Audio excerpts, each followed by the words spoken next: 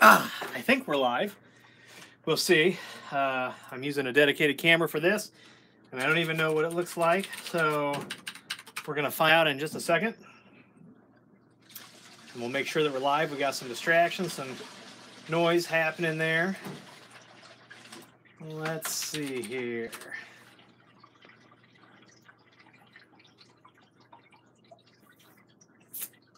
Let's see. Hey, got 13 people on, 2 thumbs up. Let's see if we can adjust this just a little bit. See what that looks like. See?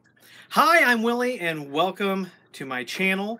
I was supposed to do a training this morning, a Ubiquity training with a client, but our area is supposed to get like 8 to 10 inches of snow starting, I think, tomorrow night into Tuesday. So the client wanted to do some snow preparation stuff. I'm going to do some later this afternoon. Good morning, everybody. I can see everybody in the chat. Thank you for being here. So we're going to do snow preparation this afternoon, but first I'm going to do taxes. So owning a business, taxes are very important. And I got a lot of information to make sure that I get over to the accountant. And so this morning, I want to just talk about some of the videos over the last couple days, some of the things that may be coming. We'll talk a little bit about, somebody asked me about the tools that I take on site, so I'll show you some of the tools that we use. Yeah, so if you saw the Ubiquity Minute number 2, I've started kind of this new thing when I can get something out to you in just a few minutes, and I think that it's important or awesome. It's something that Ubiquity is doing. I've called it the Ubiquity Minute, and I'm trying to keep these videos at 3 minutes or less.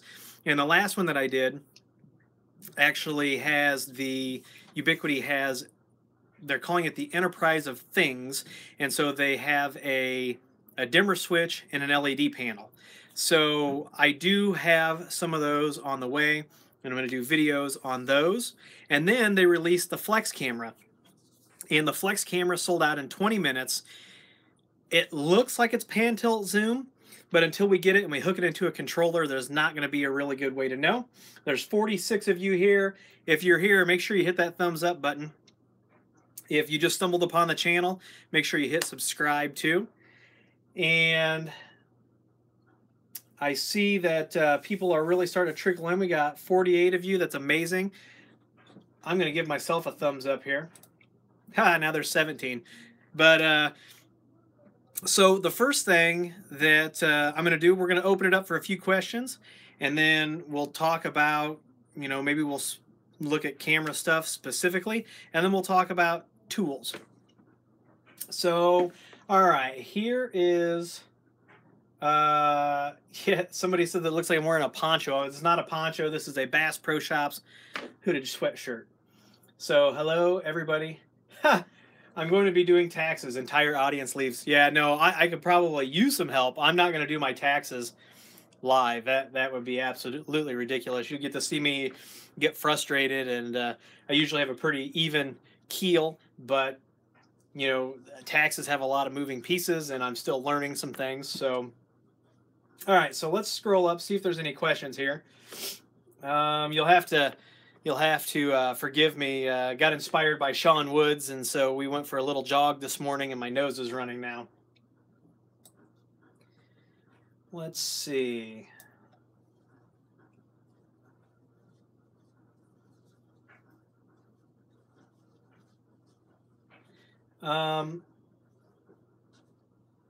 Did I hear back from Zycel? Sean, yes, I did. And so I didn't open up an actual support case because I didn't buy these products. They shipped the Zycel products to me, right? So my contact over there should have some pull. One, this should have never happened. When they sent me this gear, I should have been able to activate the gear and go, right? So anyway, so I wrote him, and he said, well, you didn't open a support case, and their marketing people saw the video first and then sent it over to him, and they were probably freaking out a little bit. I would be freaking out. And here's the thing. If I'd have paid like $3,000 to $4,000 for this gear and I put it in and it doesn't work, I'm gonna be upset, and probably I'm gonna return the gear and not even give them a chance. And somebody commented on the video and they said, well, you have to adopt Ubiquity's, gear. Well, yeah, you have to adopt it, but the controller's not sitting on the cloud necessarily where you can't control it. You can install the controller locally, so you're not dependent on Ubiquity for anything. Ubiquity could go out of business tomorrow, and guess what? All of our gear is still going to work. But if Open Mesh, if Zycel, if any of these 100% cloud-based companies get bought, they get hacked, they go out of business, we're going to be loading third-party firmware, which is dumb. It's absolutely dumb. We don't want to be doing that. They did reach out. They have apparently found an issue with my MAC address and my serial number, which should have been brand new hardware. If it wasn't, they didn't communicate that, which means they shipped me somebody else's old hardware that was activated on another account. So the whole thing is kind of wonky. I may pay out of my own pocket to just ship the gear back. We'll see. I'm as much as I want to show you guys everything networking, but in a case like that, I don't know. So I still want to give it a fair shake. A lot of people are going to dismiss it right away because it's 100% cloud-based, and I can't control that. But I'm probably going to bring it back, and then I'm probably not going to keep the equipment. I will probably send it back to them, or I'll give it away. One of the other two. But I am definitely not keeping the gear here in the lab. All right, so back to the questions here.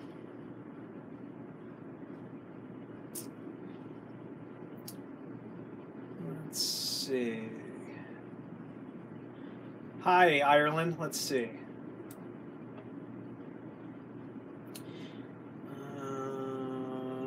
Do you recommend an MVR solution for mixed environments with Ubiquity and non-Ubiquity cameras? And that is from Stan Chan. Stan Chan, thanks for that question. So I actually have a few sites where the cameras are not 100% Ubiquity, and we've got a mix of software. So there's a software called Blue Iris. Blue Iris runs on Windows. It has a max of 50 cameras. I think it's $50 for the license. Can be viewed remotely, has tons of options, works with PTZ cameras, works with external, like if you wanted to hook a siren up and you wanted to trigger a siren, you can do that. Blue Iris is great. It does have some limitations. It didn't used to have a 32-bit version or a 64-bit version. It was 32-bit only, but they have fixed that. But it's for 50 bucks, and it runs on Windows if you need a Windows NVR, or if you're going to run Windows just for that and you trim Windows down, get rid of all the fat. It works really well. But then the other one that we use is called Exact Vision. Exact Vision is expensive. Now, you don't have to pay the yearly updates, but if you're going to pay for software, you may as well pay for the yearly updates, because there could be security updates you don't get, product enhancements, and the whole bit. But Exact Vision will work with Ubiquity cameras and a slew of other cameras, just like Blue Iris. My new favorite is the Synology Security Station. I'm going to be doing some videos on that probably like May, June-ish, when I get my new bigger Synology unit in. It is fantastic, and at my day job we actually had a single camera hooked to it, and we recently had a giraffe that had a baby, and they were using that camera and the Synology to monitor the giraffe. So at 1 o'clock in the morning, if the giraffe had the baby, they could see it, and it's fantastic. But I love the way that the Synology stuff shakes out. They do have this new C2 storage. I am not sold on the C2 storage solution. And it's just because I don't know enough about it, and there's some other kind of things in there. I love Synology products, don't get me wrong, love them. But at the heart of the company, they are, they're a Chinese-based company, and I just need to do more research and educate myself before I can commit to using their disaster recovery. I prefer to do that myself, just using 2 Synology units. Your mileage may vary. Some people like that, but I very much like to be able to control the servers, control the environment as much as I can, and do my diligence. That way, if and when there is a problem, I can stand in front of the customer and say, I've done everything within my power to prevent this, and now here's what we need to do, going on. So we'll see how that works out. Let's see. Hey, sad boy. How do you, private channel asks, how do you secure on-site servers from clients possibly tampering with it? I'm not 100% sure which servers you're talking about, private channel. If you could clarify that, I would like to answer that. Hi, Jamaica. Boy, I kind of wish I was in Jamaica right now. How easy would it be to extract one site from a multi-site controller and change the inform address on all the APs and switches, about 20 or so devices to reinform? Aaron, that should actually be really easy using the import-export tool within the controller. Maybe I'll do a video on that. I thought I had kind of done maybe a high-level overview of that, but I'm actually going to write that down as a suggestion to do a video on. So that's import and export.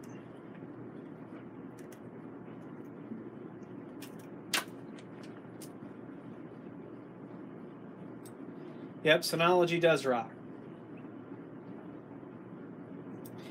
Keep you honest. Okay, yes, Sean, you are correct. Synology does charge per camera, but they give you X amount of cameras when you get the software. Now, I think on a regular Synology, you get 2 cameras. If you buy the box that they say is just for cameras, I think you get 5. Somebody would have to check that out.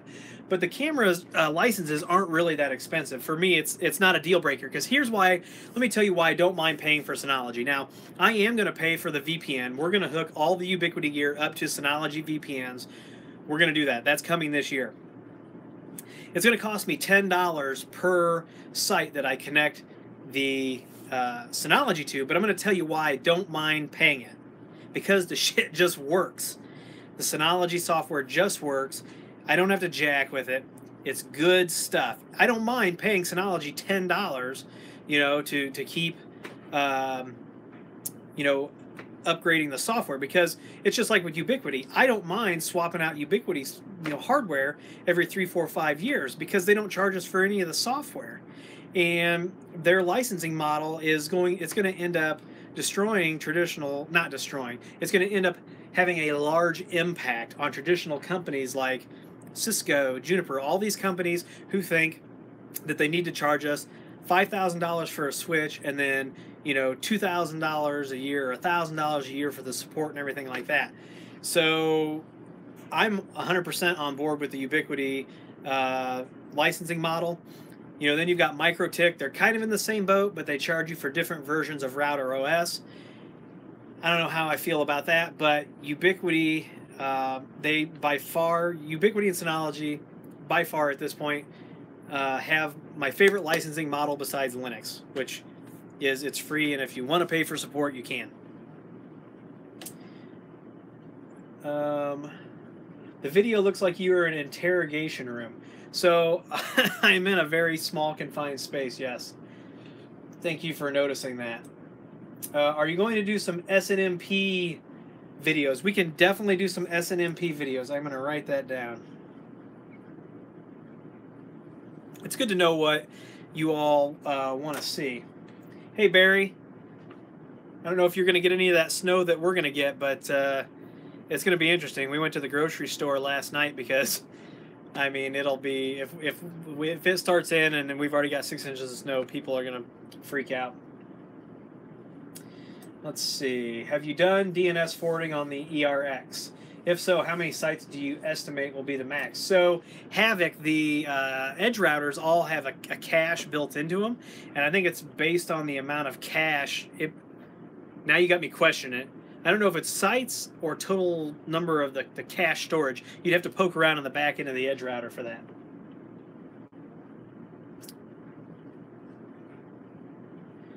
Yeah, I configured for a client. I did configure. Somebody, Aaron was talking about the QNAP, and I'm just not. I don't know. The QNAP software to me is like watching paint dry. It's. I don't know. I've used QNAP. You know, Tim Bear uses QNAP. He loves them, and I'm trying to talk him into Synology, so he's going to give Synology a shake. And once upon a time, based on his suggestion, I gave QNAP. So, I mean, I do have experience with QNAP. I do use it.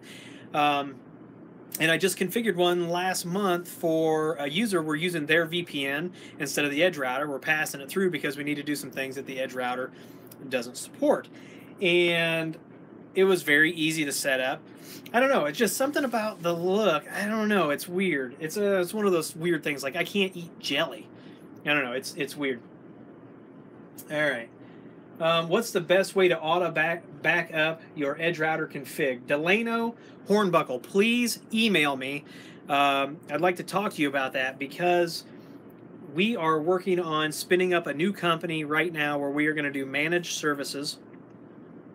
So if you are tired of dealing with your unified deployment and you want somebody to back up your configuration and make sure it's secure and do stuff for you and upgrade, we're going to do that. So get in touch with me about that. That's something else we're offering this year. The website, Tim is finishing the website right now, and we expect to go live this coming week. We are also doing managed backups, and we're not going to be the backup company for everybody, and we don't want to be. But if you are going to want off-site backups, where first of all, you control all the encryption. So if the government serves a subpoena to us, we say go to the customer. First of all, that's one thing that we're going to do. The second thing is if you want to talk to a person, right, who's not reading from a script or deal with an automated piece of software, you're going to call us. We're going to be the people that you back up with because you're always going to get a human. There are 4 of us. You're only ever going to get 4 of us unless the company gets obscenely large, which we are going to control this. We're only going to take so many clients per month, and we're not going to take all clients. You may contact us and we may say, I'm sorry, but you're really not what we're looking for in a client. We are going to provide the best backup service to the clients that choose us and the clients that we choose possible, just hands down.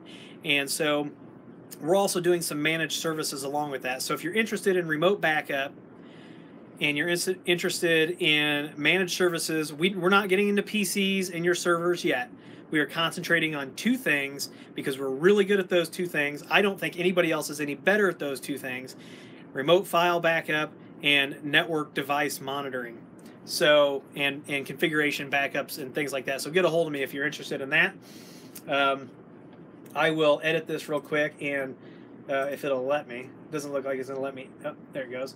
I'll edit it, and I will put a link to, I'll put my email address down here, and then I will also put the H5 Technology website down there so that you can go and you can fill out the contact form if you want to talk to me about managed backups and managed network devices, things like that, because I guarantee you no one's going to be able to do it at the price point that we're going to do it as good as we're going to do it. And if you have a problem at 1 o'clock in the morning, we've already worked out an on-call schedule. You're going to call the 800 number and you are going to get one of us to help you. If you have a building burned down, we're going to send you a hard drive with your information on it. We're going to be able to get you back up and going. So, but there's a lot to it. We're going to teach you about key management and things like that because we are literally handing you all of the encryption on your side so that we can't see your data. We don't know what's backed up. And if somebody says we need to see that data, we're going to say, look, you need to talk to the owners. So we're also not going to lock you in any contracts. This is 2018. I hate cell phone contracts. I hate contracts in general, and so we're not going to lock you into any contracts. It's going to be awesome. All right, so let's see. I think we had some clarification here. Servers such as the one that runs a Blue Iris VM or anything else that is mission critical, an employee could theoretically break in and destroy the hard drives or SSDs to destroy the video. So your NVR should not be a place where everybody can get to it.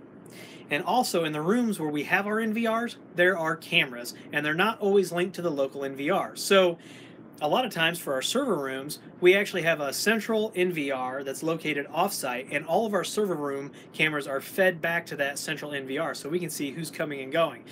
You have to worry about the physical security. You have to address that. You have to have policies so that if an employee violates a policy, they can be punished. I mean, this is real life we're talking about, not stuff on the internet. Employees should be following the rules of their employers. That's just a whole other piece to it. You know, we can come in and we can put the best system in and put it behind a locked door, but if the employer gives people a key to that door that doesn't need to be in there, we can't control that. So you have to work with the businesses, with the business owners, to help them understand that all of the assets, digital and physical, have to be protected. I hope that answers your question. And I don't go to the cloud first. Just a heads up, cloud is never my first go-to for anything. I'm not anti-cloud. I'm just very particular about what I put there and how I put it there. Aaron says the free software is absolutely why I went with Ubiquiti over something like Meraki. Yeah, I don't understand how, like, school districts, so the school district that we live in, I go up there and we're going to go, they're having a fundraiser to raise money for technology for the kids to have Chromebooks. And they're broke, but they're paying for Meraki. I don't understand it, you know, and it's not a political situation that I wanted to put myself into, but at some point when we're having fundraiser after fundraiser after fundraiser to buy Chromebooks and to do this and do that for technology, I'm going to have to go to a school board meeting and bring it up. Like, why are you spending this ludicrous amount of money on this Meraki gear when I could roll in here in a weekend, swap everything out to Ubiquiti, and you never pay another dime unless you pay me to host it? So Libra NMS is good. It is good. It is by far in my top 3 solutions that I use for monitoring. And Sean is, I would consider Sean to be a bit of a Libra NMS expert. I would also put myself in that category. I mean, because I use it a lot. I use it every day. But Sean definitely goes the extra mile. So hold on just a second. I know we're live, but somebody needs my attention. Box and he needs change. Okay, you're gonna have to wait till this live stream's over. Okay. Yeah. So just tell him to chill out. Is he here? Yeah. So my son's friend is here. It's Girl Scout cookie season, and his friend just bought a box of Girl Scouts. Robbie's a super duper nice kid, and in fact, he has a YouTube channel called Super Duper. I don't have the link to it, but he's trying to get in and start YouTubing and stuff like that. So I thought that was kind of fun. So another thing is, if you live in the United States and you'd like to buy Girl Scout cookies from my daughter, I'm going to put the link to her Girl Scout page. And unless you're in Peoria, don't select the local shipping, because I will reject the order. But if you want to have the cookies shipped to you, that is an option. So I'm going to put that link in the description right now. So if you want to help my daughter out and buy some Girl Scout cookies, she appreciates it. I appreciate it. Let me know. In fact, I'll see that you purchased a Girl Scout cookies, and I will do a follow-up. I'll do a video and a tweet and an Instagram, and I will personally thank everyone who bought Girl Scout cookies from my daughter. So that's awesome. There are 81 of you on here. Thank you. That link for the Girl Scout cookies is down below. So thank you very much. I'm also going to put a link to my YouTube, or not my YouTube, my Amazon shop down there. So if you're looking for any of the gear that we talk about, you can find that. The Amazon shop is working out pretty well, and I thank everyone who does their Amazon shopping. So the Girl Scout cookie link is down there. Like I said, my daughter would be very appreciative. I would be appreciative. We are raising the next generation of strong women who are going to be leaders and successful. And as you can see, she's already doing a great job as a CEO, because she has learned how to delegate the role of selling cookies to dad and mom. So that is working out well. All right, let's see. Austin says, do you ever have issue with UBN VPN site to sites? It depends. Like, once they're established and working, no. But occasionally, if you have a... Oh, I'm taking my shoes off. Won't you be my neighbor? I don't have any cool slippers to put on, though. So the out of the box with the software on the website, or through the web UI, the Ubiquiti site-to-site VPN is kind of like dial on demand, right? So like, it gets connected, but until you start sending data, like, it's not established. So there is some dead peer protection things that you can do through the command line that will go ahead and make sure that VPN tunnel always stays connected. Now, if you add the dead peer stuff, it should work. If it doesn't, let me know. But that is one way to keep that connected. So other than that, Austin, well, no, let me take it back. Yes, I have had other issues. It is a known bug. I checked with Ubiquiti. It's a known bug. I don't know when they are going to fix it or if they're going to fix it. But there's a known bug in site-to-site VPN right now that from the web interface, so if you're strictly doing the configuration of IPsec VPNs from the web GUI, if you are using fully qualified domain names, because I use fully qualified domain names a lot because it's ridiculous to pay for a static IP address unless I'm like, I need a site to have like source firewall rules, then I need to have a static right now because you can't do source FQDN yet with Ubiquiti. I've made my opinion known that they definitely need to support that.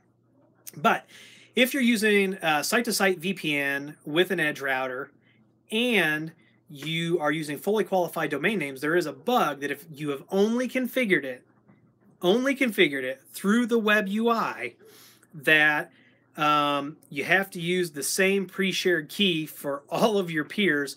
Otherwise, everything after the first one will fail. So it is a bug, but you can go into the command line and you can address that. They know it's a bug. I don't know where it's at in the fix cycle, if it's even going to get fixed. All right, let's see here. Hosting a unified controller in the cloud, server like EC2. Would you recommend this? Private channel. If you are going to host on a cloud provider, I do not recommend AWS. I recommend DigitalOcean, Vultr, or Linode. If you go back, I have a video on DigitalOcean if you're going to sign up for DigitalOcean. And you know what? Let me sign into DigitalOcean real quick, and I'll put my affiliate link. I don't actually get a cash payout for this. I get credit, and it's always appreciated. So let me see if I can find my referral link. So here is, I'm going to put this down here in the description as well. If you're going to use DigitalOcean, please use my referral link. I do get some free server time, and that is always appreciated. So yeah, DigitalOcean and Vultr are the top two, and then I would say Linode is number 3. I'm going to do a follow-up video on DigitalOcean because they've actually upgraded their droplets and they've added a lot of hardware to the lower cost droplets. And we're going to get into some advanced things with DigitalOcean, like encrypting your volumes and things like that. So it's nothing that's done out of the gate, but we're going to get into a few of those things. Once again, that is always appreciated when you use those affiliate links. Havoc says that QNAP and Synology developers were at one point friends and split. So in a way, they are the same product. They look different, the firmware is different, but they do have a lot of the same features. So I could see that. Aaron, thank you for making it to one of my live streams. Chris and I will actually be having a live stream on Friday the 9th. So that'll be coming up. All right, William Kuhn. Bill Kuhn, I think you were a client of mine, I think. Which edge router would you recommend for a small business with 15 workstations, 8 printers, a 75 meg DSL, and they do live monitoring of 150 plus irrigation systems? So your limiting factor there is your DSL, and you are looking at the Edge Router 8 or the Edge Router 4. In this situation, I would go with the Edge Router 4, and I would put a switch behind it, because if you're going to do VLANs, which you probably should, depending on how big the network's going to get, if you've got voice on it, video, things like that,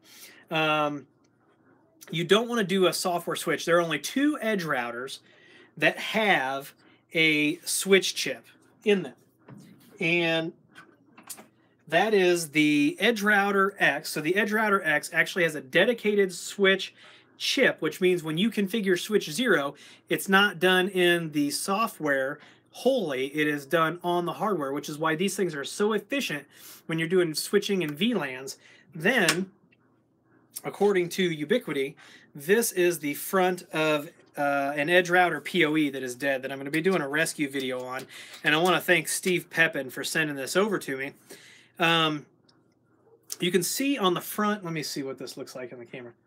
But on the front of the 5, the ETH 2, 3, and 4 are labeled switch. Now, if you look at the Ubiquiti documentation, they say that this Edge Router 5 PoE, that these last 3 ports also have switch hardware, so that you don't take any of that, the ding, the performance hit when you use that as a switch. I will tell you that we were doing the software bridge on an Edge Router Lite at an RV park, and they were putting about 25 or 30 megs of traffic through this with about 60 clients attached, and the CPU usage was so high that I couldn't download the configuration. When I downloaded the configuration the first time, it actually rebooted the router. And so then I got back in. I was able to finally do it because it knocked all the clients off.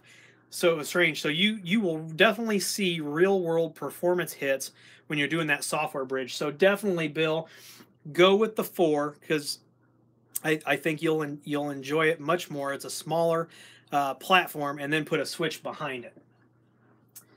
Let's see.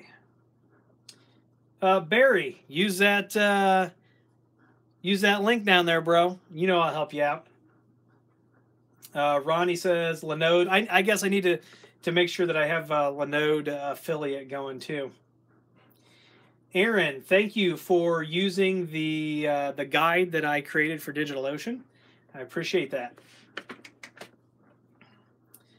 Let's see. What do you use for monitoring Ubiquiti connections like VPN or internet going down? I see nothing in their new email alerts for these. So it all depends on the client, and it all depends on how they want me to monitor it.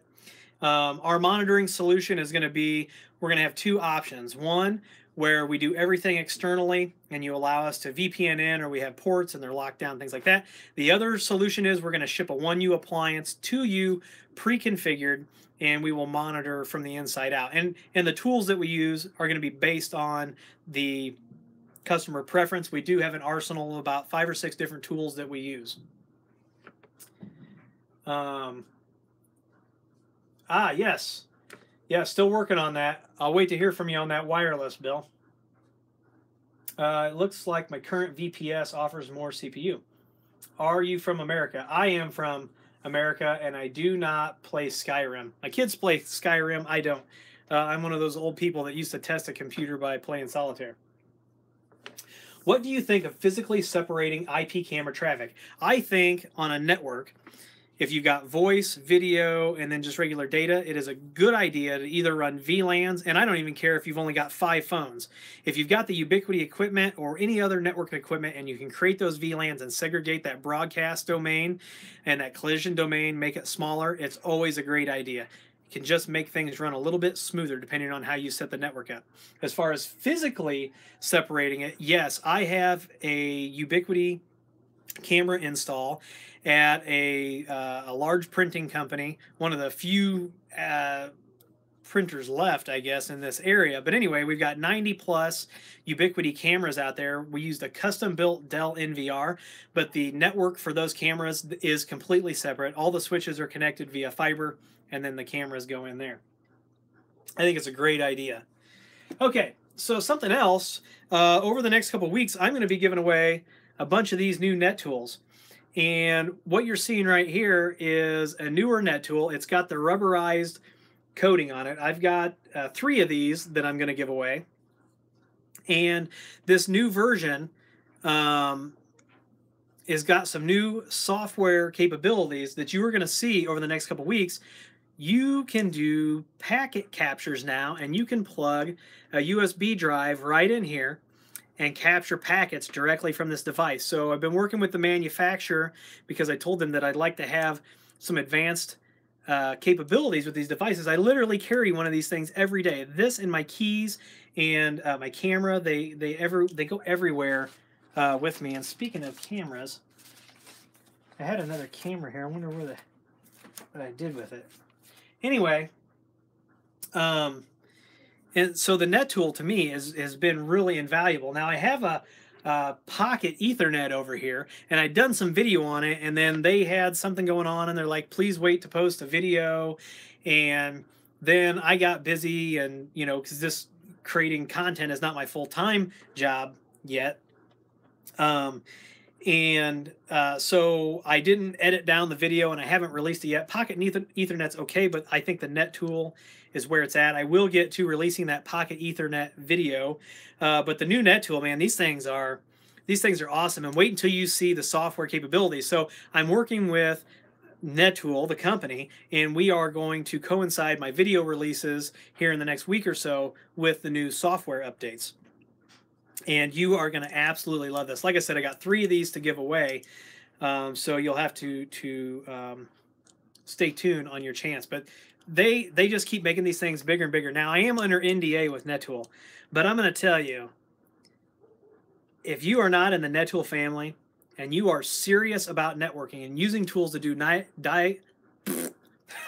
network diagnostics, get in the NetTool family now. If you can't wait for the giveaway, make sure if you're going to go over to nettool.io and you're going to buy one of these, make sure you use the coupon code WillyHow, all one word.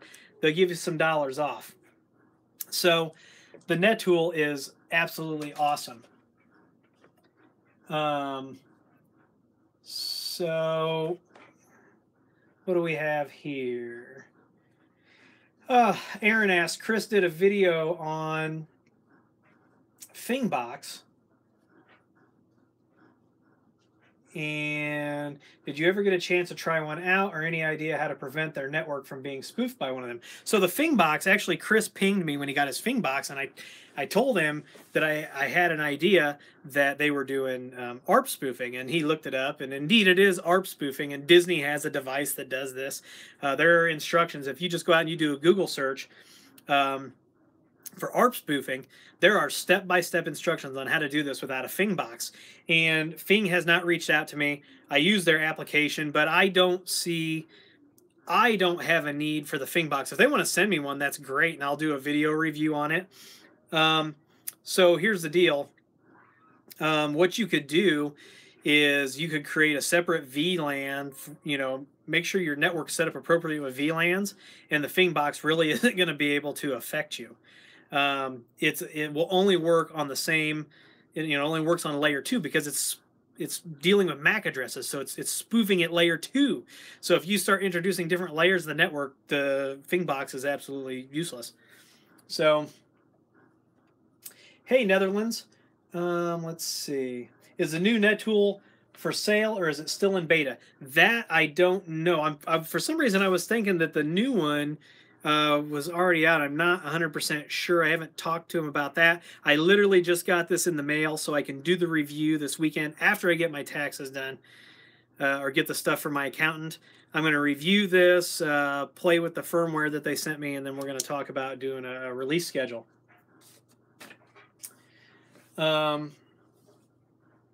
Let's see. Have I ever used Hikvision or Access IP cameras? Would you recommend them over Unified Video or not? So I know people who use Hikvision. I know people who use the Hikvision NVR. Apparently Hikvision has an NVR that has a PoE switch built into it. The person had some issues with it, and then they separated it. They didn't use the device. I have personally never used Hikvision. If I don't use Ubiquiti or Access, because you asked about Access. Access makes an awesome camera. In fact, they've got a really super duper sweet 360-degree camera right now, but man, you are going to pay for it. And I think in certain situations, the cameras may be worth it, but at this point, I'm not doing much where Ubiquiti can't fit the need, and especially now that the G3 Pro is out, which I hope to do a review on. I don't have one of those in my personal possession. I also don't have the Micro. So if my buddies at Ubiquiti are watching, I would love to have a Pro and a Micro for the lab to do a video on that. You know, the Flex is coming out, which appears to be PTZ. So it looks like, besides license plate reading, which I reached out to my contact over there and said, hey man, you guys got to get in LPR, because if you get into LPR, license plate recognition, you will corner the market. So I'm hoping that at some point they get into that. But if this new camera is pan, tilt, zoom, that is going to be fantastic, and they're going to have a really well-rounded camera selection. So at this point, Ubiquiti is my go-to for cameras, and most of my installations can be handled on the Ubiquiti NVR itself. I thought I had one of those laying here. Oh, I do. This one has to go back for, I did have a hard drive go bad in this one, but so I've got to get it RMA'd this weekend. But most of my installations are a little smaller, so we can use one of these. They're less than 20 cameras. Anything bigger than that, we usually go to some sort of a server type appliance, redundant power, RAID 6, all that good stuff. Let's see. I use the Fing app, but ever since Apple stopped devs gathering MAC addresses into the apps, it's that is true. Apple has crippled that Fing. Yeah, Access is definitely more expensive. Okay, so we're at the point in the video here where I think, and somebody just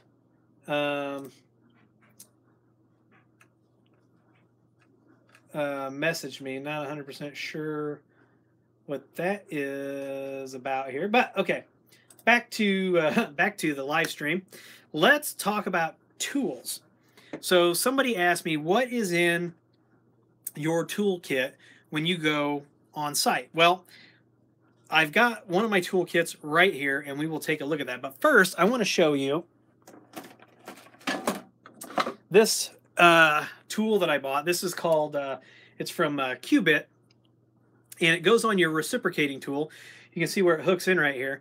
And if you are doing gang box installation, or you're mounting data jack plates, so you can get these guys, and instead of actually putting a gang box in the wall, this just goes in there, flips out, you tighten the screws, and then your faceplate can attach right here.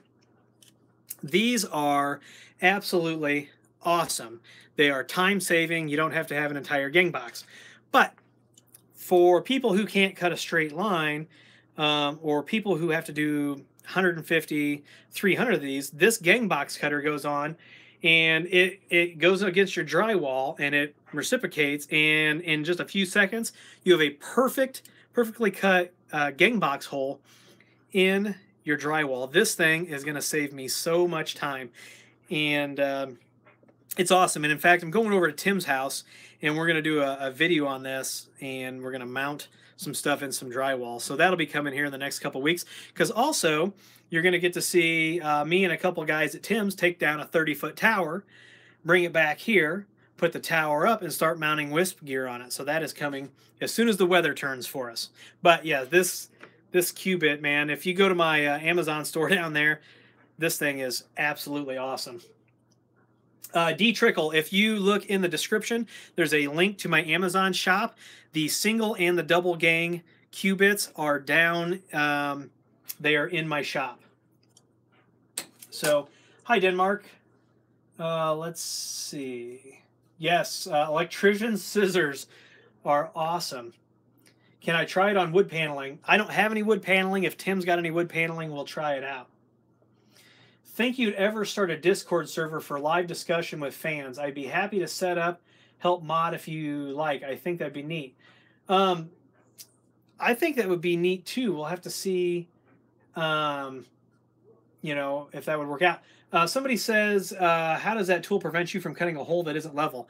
Well, you can't. You got to do some work. Now, there are some tools on Amazon that have a plumb and a level bubble on them, and you can put that on the wall and then mark your lines and then make sure that you're coming in. You got, you don't have to have surgeon's hands to run this, but you can't be shaking around like that. I mean, come on now, use some common sense here. How would you set up VLANs for the Unify video with their application server as the Unify controller and NVR? Would the application server be on the video or corporate VLAN? So I have a UAS. I have one of the 1U appliances. I got mine in the first beta.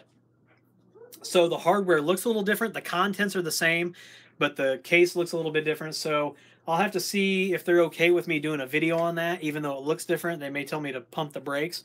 But it runs Linux underneath. So you could very easily set up a trunk to your UAS and put your I run right now, I'm not running the stock Linux that comes on it or the ISO that they provide. I am actually running VMware ESXi, and then I load all of my virtual machines. So all of my VLAN tagging is done through ESXi, so I can put things on different VLANs. And you're going to get to see some pretty cool things with that UAS.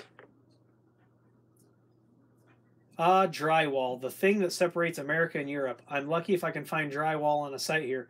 Concrete structures are the norm.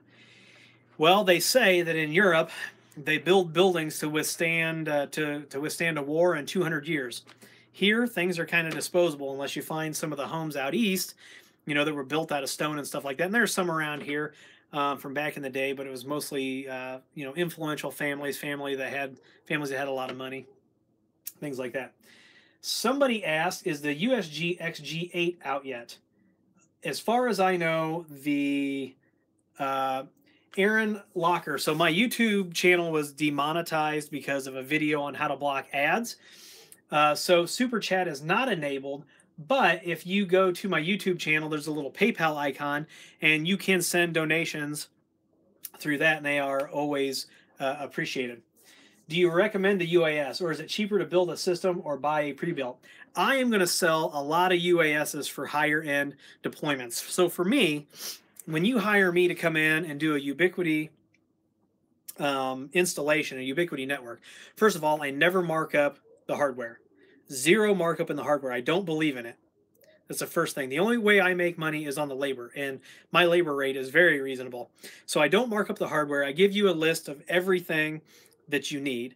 I give it to you, you order it, have it shipped to your site, and then I come in and configure it.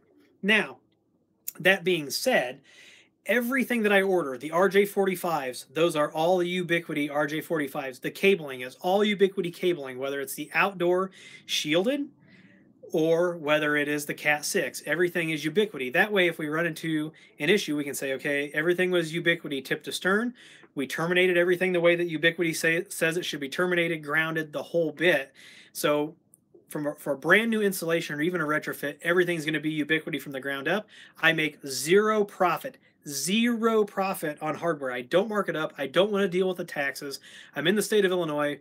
I don't want to deal with sales tax. I provide service only. Back to your question, I think the UAS, even at the price they're advertising it, is a great deal. So I will be recommending that. You can do a lot with that UAS. All right, so back to the tools. All right, so here is something else. If you install cable,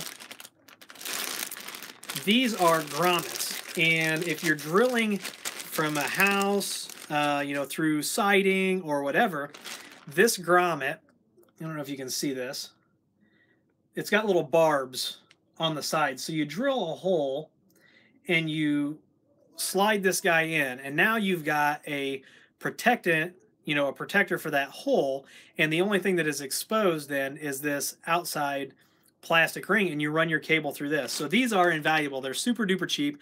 You can find them on my Amazon store. If you're installing cable from outside buildings to inside, use the grommets. Make sure you weather seal everything appropriately. We use a lot of weather seal silicone. I don't want to mess around. I have insurance and I don't want to put it to the test. So I always try to do things right. You know, Monty, you know, when he was running cable and stuff, I always told him, if you put a screw in, put silicone around the hole when you put that screw in. Like, silicone everything. Leave nothing to chance. Make sure you're always doing the best installation job that you can. Make sure that it looks nice. So it's actually funny because there's a YouTube vlogger that posted on Twitter yesterday, and I'm not going to mention any names, and I didn't comment on it. Monty actually went out and commented on it, but Ubiquiti Networks retweeted it, and the cabling, I hope it was his house and not a customer house. That's all I'm going to leave it. I'm not going to mention names or anything like that, if you can figure it out. I'm not disparaging. You will never hear me say anything bad about anyone in business. I'm sure he does a great job. I'm just saying I would have done the cabling a little differently. All right, so back to tools and what do I carry and what do I recommend. So the next thing is if you are going to do some holes in wood, always make sure that you've got good wood bits. Now I picked these up when they were on sale last year. I got 2 packages of these because we drill a lot of holes and we break some bits. So these are the Daredevil wood bits by Bosch, and these things are awesome for drilling holes in wood. I've got another kind of hole saw that I'll show you as well, but let's talk about some of the other tools. Got to have strippers and crimpers. So this will strip the jacket, excuse me, from cabling. And then you've got 2 different types of barrel connectors for standard wire. You got a cutter here at the end, but then this crimps your barrel connectors. If you've ever seen them, the blue, yellow, and red connectors. Fantastic if you're doing electrical work that's not Ethernet. I love these things. All right, let's see. Silicone and fire block are your friends. Absolutely. Absolutely. Now, if you've noticed the background in some of my videos, you'll notice this Ryobi drill sitting up here. I am a huge Ryobi fan, and because they have about, I don't know, 150 tools, maybe not that many, but at least 100 tools that uses the same 1+ 18-volt battery system. And I don't have anything linked in my Amazon store, but I'm telling you, these Ryobi tools, they're inexpensive, and for what we do, they fit the bill. So this guy's actually been dropped off of a ladder when we were working on a pole. It still works. Cleaned it up a little bit. So, but this is not the hammer drill. This is the standard, and this is not brushless. This is brushed. But excuse me, I really love the Ryobi tools. So all of my power tools are Ryobi, besides one power screwdriver that is Craftsman, and I bought it in a weak moment when I needed one, and it was on sale. So then, along with a good drill, you have to have drill bits and things like this. So you can pick up these kits that have all the different types of bits that you need for screwing and drilling and the whole bit. You know what, Hector? I don't know if it's Ryobi. I think it's Ryobi. I think it's Ryobi. I don't know. I've heard people on YouTube pronounce it a couple different ways, but the official channels seem to say Ryobi. And of course, you've got miscellaneous things. I carry a couple different kinds of screwdrivers. I always carry a putty knife, channel locks, excuse me. And then here is the actual hammer drill. You can tell the difference between the hammer drill, excuse me, and the not hammer drill, because the hammer drill has a metal chuck and the standard drill does not. And then you can get the lithium-ion batteries in different amp hours and capacities. So I've got a mixture of the 4 and the 2s. And I can't say enough about my Ryobi tools. I mean, the price point is great, and I'm sure my accountant appreciates that. So what else do we have in here?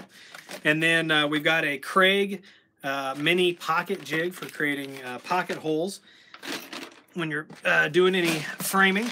And then we always keep plenty of... Oh, that's funny. No, Aaron, nobody's gassing me. It's just really dry with the weather changing. And I went for a run, so I was snotting, and now I'm drying up. But we always keep an assortment. You will see, anytime you see us, you will see at least one of these or 2 different kinds of screws that we use. You can never, never, never have enough of that little hardware, it seems like. Here's one of my favorite other things, and you'll find these in my Amazon store. But to keep, yes, we do use an impact driver. When you going to start shooting the US UB&T stuff? Havoc, what do you mean shooting? Because I do have a watch that we're shooting, but with a 22. 22 was the caliber that won the contest to destroy my old Pebble Time round that I replaced with this tick watch. And I love this tick watch. This damn thing is so complicated, though I haven't figured everything out. This is coming from a guy who does networking all day. Anyway, back to these coax clamps. If you haven't seen these coax clamps are awesome, and they will help keep your cabling nice and neat and organized, and they're super duper inexpensive. right? So we use these whenever we run cabling anywhere. And if you can't put screws in, you can always take an adhesive, take the screw out, run your cable through, and use an adhesive. Put this together, JB Quick, something like that, and then you can also then take adhesive and put this. So like if you're on a roof of like a mall or something like that, and you don't want to run screws in, but they've got like a metal soffit or something that runs down the middle, you just pull the screw out, adhesive this together, put adhesive on the bottom and stick it to the side of the metal. You've got an awesome clamp. So what brand are these? Yes, the Starin, Hector. Yeah, so yeah, these things are absolutely awesome. And I am a huge advocate. I know you see the lab, and we're going to do lab tour because I actually have a lot more lab than what you can see here. But I have a finite amount of space, and so I have to, move things around quite often. But I am a huge advocate for that. When we leave a customer site, it needs to be clean, it needs to be organized, it needs to be easy on the eyes. We don't ever want to leave things in a mess and cable drooping in. And I'm a huge fan of cable loops, service loops. If you're installing cable and you're not putting a service loop in, or if you are hiring it out and your installer is not putting a service loop in, call us. I'll send somebody on site. They'll put service loops in if they have to run a new cable or whatever. But service loops are so important. Yeah. Havoc says 22, not the USA motto, bigger is always better. I think if we use like a 5.56 or a 2.23, the watch is just going to like vaporize. I think it's going to be funner to do it with a 22 anyway. So looks like we're getting some stupid messages through here today with a lot of name calling and stuff like that. But YouTube is actually doing a very good job of pulling those messages out. So that's awesome. Ronnie says, huge understatement. I can't tell you how many times I have had to clean up after a cable installer. So let me tell you a little story. Y'all know Monty. Monty was at the mall site, and Monty and I have had a very serious talk about this. The manager of that mall site told me that he wanted Monty to clean up the room. And so this was Monty's kind of like first big on-site install, where we were working together. And I wasn't on site, but the manager sent me a picture, and Monty did not throw some boxes and stuff away, and I was actually appalled. I actually discounted the bill because the manager cut the boxes down and threw the stuff away. I knocked a considerable chunk off of the bill that was due because I didn't feel right charging him when Monty didn't get cleaned up. Monty will now always clean up after himself. Yep, Barry, go to Gray Bar. You get a 5-gallon bucket full of nylon pull string, and yeah, do yourself. Don't be that guy that doesn't leave any pull string for the next guy. Don't be that guy. Quick question: running Edge Router Pro with R7000 as AP, thinking to get another AP. Is it best to match up with Unified AP, or is another AP you would recommend? So if you're not going to use Ubiquiti, of course I recommend Ubiquiti. There are other manufacturers such as Grandstream. I've got the Grandstream ones here. The video's coming Q1 for that. There are other manufacturers that are stepping up and trying to kind of get into this game, and they're doing a decent job. So I would say if I'm not going to run Ubiquiti, I'm not going to run Ruckus, I'm not going to run Aruba, I'm not going to run Cisco. If I'm not going to run Ubiquiti, I am probably going to run LegoWave or Grandstream. Those are going to be my three. And I may look at IgniteNet, but if IgniteNet is all cloud-based, I don't know. They sent me some gear. We're going to do a video on that Q2. So we'll have to see how that shakes out. But right now, as of today, if you ask me, I'm going to say Ubiquiti is my number one, followed by LegoWave and then Grandstream. All right, let's see. Do you know anything about the Lightbeam AC access point? So I know that the AC Lightbeam exists. I have a pair of the Lightbeam or the Nano Locos on the way, so there'll be a video on that. Yes, Hector, always leave the work site better than you found it. I totally agree, because it's your reputation on the line. You know, it's not worth it over you not wanting to take 5 minutes to throw a box away. If folks left it dirty, you come in after them, they will always blame you because you're the last person there. Absolutely. Absolutely. And we even clean up after other people. Let's see. I'd love to see you film an install from scratch with details on the cabling infrastructure to set up of the management software.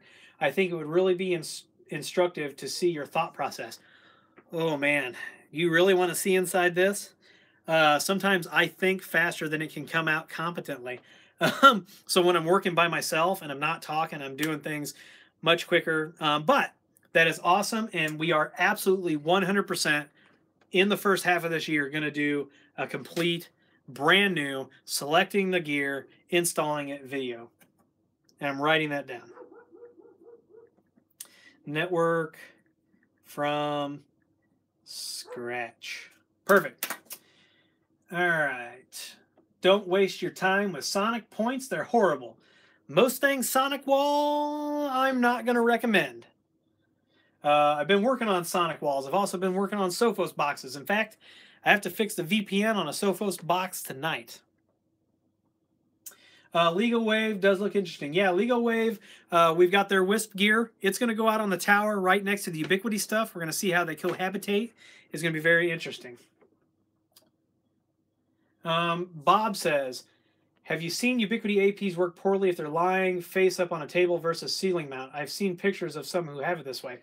You can't see it, but I've got an HD behind my wife's Cameo silhouette where she's going to start making all of our swag. And it works absolutely fine. It's all a lot of it's got to do with the devices that are connecting, your environment, and things like that. And the other access point that I have is also sitting face up, and we have 100% coverage where we're at. So it all depends. There's a lot of factors that go into RF design. You know, I have people who buy 2 hours a time, and we literally talk about RF design for the entire 2 hours. So leading into that, I am scheduling trainings. I have 25 Ubiquiti training slots left open for this year. All the other slots are full. I've got 25 slots open. It starts at a 6-hour training, and we go, depending on which product line you want to look at, we go over everything from soup to nuts, and we spend a considerable amount of time talking about RF planning and RF design. So if you're interested in the training, you want some one-on-one, this is ground-up stuff. I'm going to do a video on it and introduce it a little bit later. But like I said, 25 training slots left for the year. So hit me up, either email me at willie@howx5.com